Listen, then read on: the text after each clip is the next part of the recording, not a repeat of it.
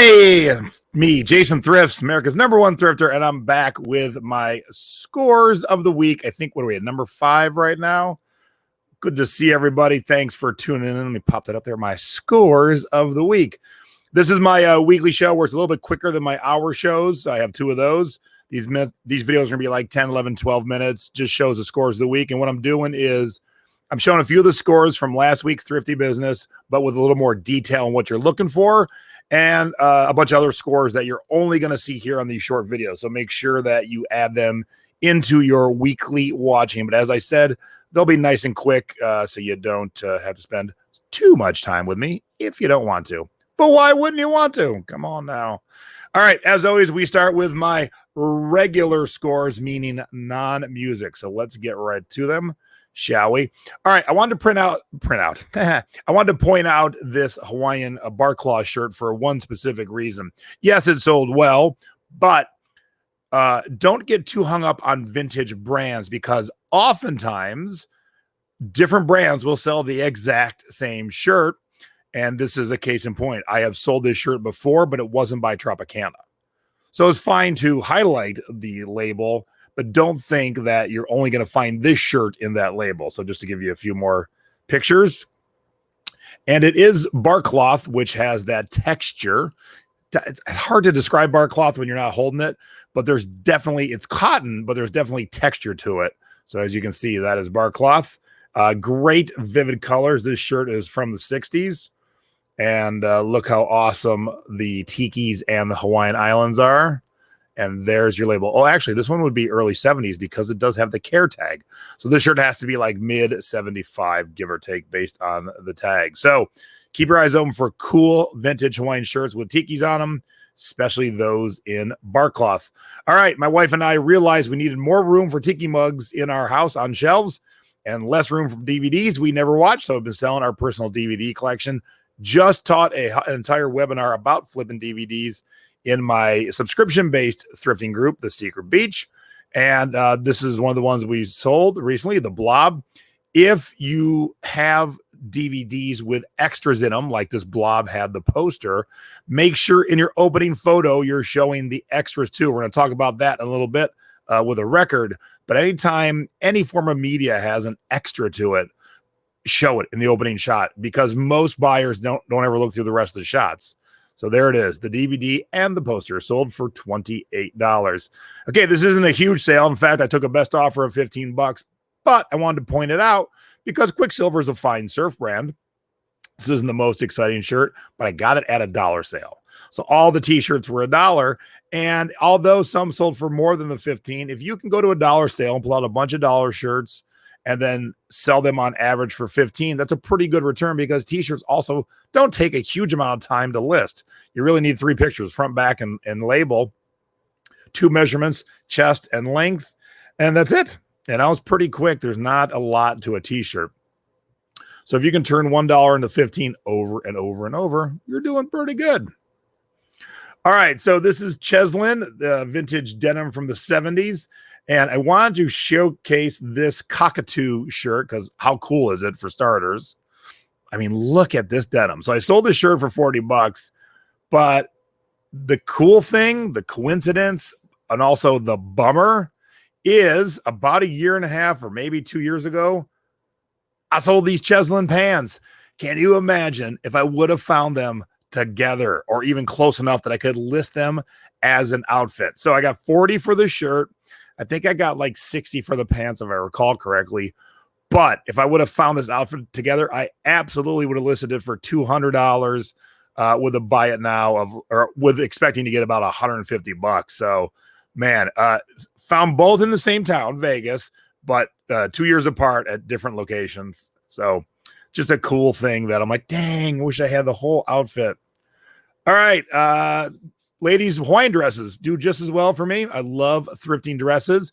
I get a lot of strange looks when I'm digging through the dress section at Savers. But here's a Jam's World dress in large and very pretty. You know, if you don't know Jams, as soon as you start to sell a couple or notice a couple, you'll be like, oh yeah, I recognize Jam's World anywhere. So I think I paid like $4.99 or $5.99 Sold it for $37. Woohoo! All right, you know I love selling Tiki Mugs, especially when I can be at the bar and when all the math is done, my drinks at the bar were free. So one of the last times I was at 3 Dots and a Dash in Chicago, one of the great tiki bars in the country, I paid $60 for this mug and I sold it for double, $123. Threw in a few extras that were just, free at the bar, so to speak. And so when you look at my profit on this mug and a couple others I sold from that night, and looking back at my bar bill for my wife and I, the bar bill ended up being free. So if you like drinking cocktails and you can figure out a way to drink for free, why wouldn't you? Well, one of the ways to do it is by flipping Tiki Mugs. Now, speaking of flipping mugs, I did share this on Thrifty Business last week. My Disneyland, let me make this a little bit bigger here. Oh, that's way too big. There we go.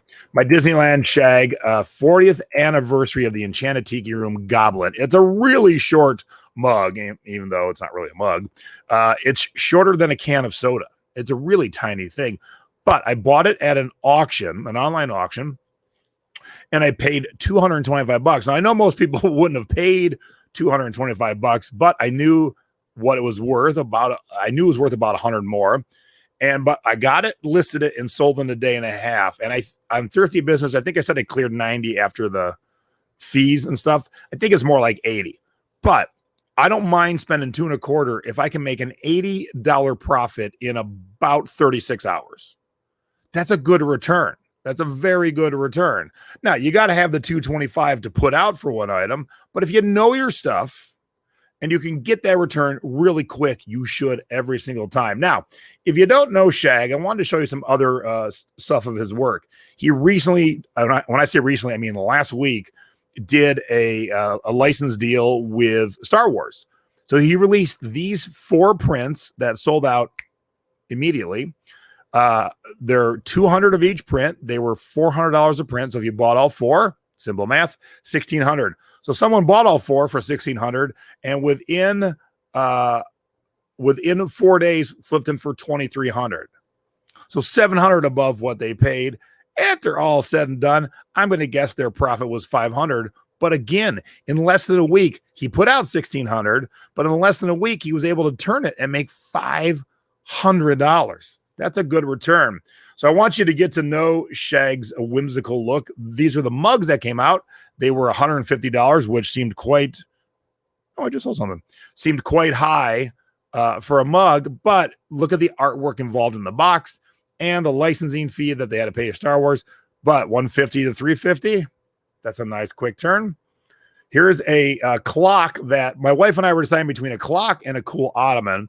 We went with the ottoman. This clock was $125. We were like, that's a lot for a clock that, it wasn't hefty. But look, now it's flipping for $400. So I was like, should have got that clock.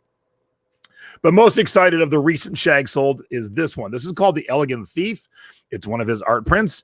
And I got it at a garage sale for $200. Framed and matted and signed again on the back by Shag. Now, the reason I wanted to share that is because here's the deal. If you aren't touching it and you haven't bought it yet, it is fair game at a garage sale. A guy was hemming and hawing. I heard him ask the person having the garage sale, how much for the Shag? And she said 200. And he was like, I don't know. Is 200 the best you can do? Now, he wasn't touching it, and he was trying to cut a deal. I heard the whole conversation, took out $200 bills, put it in the person's hand, said, you said 200, right? And they said, yep. And I picked it up and I walked away. Now it hangs in my bedroom right now, but when I do want to sell it, here it is unframed, sold for $900. I got it for $200, framed, matted, and on the back, Josh or Shag doodled extra. So I got a sweet deal. Sweet deal. All right, now let's finish up with music scores of the week. You know I love flipping music, all kinds, cassettes, CDs, records, reels to reels, 8-track, everything. But we're going to focus on records and CDs today. The first one I wanted to share for a couple reasons. I sold it on Bonanza. And when I just said, I got a sale, my sale was on Together, so that's cool. If you don't know Bonanza and Together, they are websites that mirror your eBay and Amazon listings. And when something sells from one of those places, it goes back to it and says, hey, mate, remove this. But I wanted to showcase this for a couple reasons. A, is sold on Bonanza. B, it's Peter Wyngarde, which you might not know who he is. He's an English actor. He was in the most awesome movie, Flash Gordon, from the 70s. And he was the impetus, the reason that Mike Myers created Austin Powers. And then you're like, okay, so he's an actor. How's he have a CD? It's this weird spoken word thing from the 60s. So there is going to be a link down below. I want you to listen to this video. It's just a static shot, but the song's called Neville Thumbcatch. And it's weird. It's weird 60s spoken word. Like if you ever see a movie set in the 60s and everyone's sitting around on the floor and beanbag smoking pot and there's, everyone's dressed like a gypsy and some weirdness is playing in the background. This is that weirdness playing in the background. So I sold that for $25. I did share with you that I have bought 2,500 or 2,400 promo CDs for $1,200. Here's another one of the sales, $50. And it's one of those where I couldn't find anyone selling this recently. I thought $50 was good. It's only one song. It sold so fast. I'm like, I apparently underpriced that, but I only paid 75 cents. So still a very good return. Wanted to showcase this Bill Evans Trio Live LP because it's only $20, not a big sale, but the customer said, can you listen to it for me? And I do have a record set up now in my office so I can spot check things. I did listen to it. It's actually a pretty good record. I've never listened to Bill Evans before. I quite liked it. But I said, yeah, it plays fine. There was a little bit of popping between song 1 and song 2 on side 2, but that's it. So I was very specific. He then came back with more questions, and this is for a $20 record.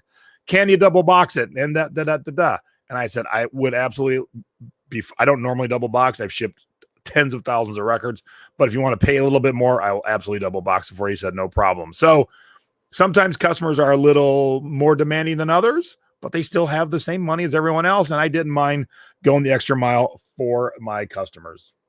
Speaking of records, I talked about earlier, if your item has an extra, like that DVD had a poster, this Canned Heat record had a comic book that came with it.